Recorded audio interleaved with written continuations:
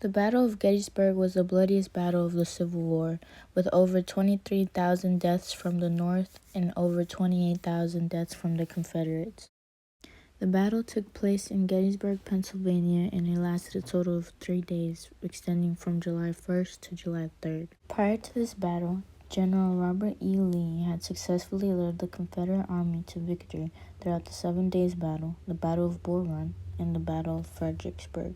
Although the South had a good amount of victories under their belt, these victories had all been south of the Mason-Dixon line, which divided free states from slave states. Robert E. Lee thought that winning a battle north of the Mason-Dixon line would force the North to finally negotiate with the South, and so he began leading his army north through the Shenandoah Valley during May of 1863 to invade the Union.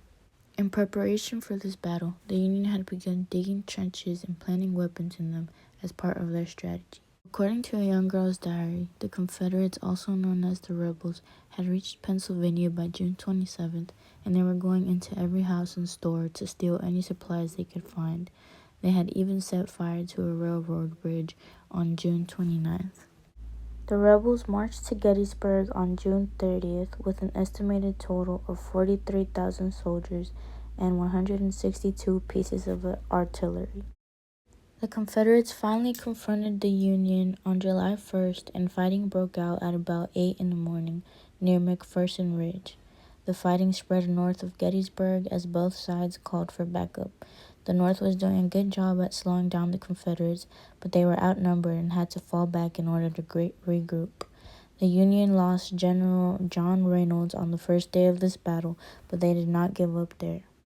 On July 2nd, the Union was set up to defend the southern part of Gettysburg, which is mostly made up of hills and ridges. The Union Army's strategy for defense was for soldiers to be positioned in shorter, more intimate lines for better communications.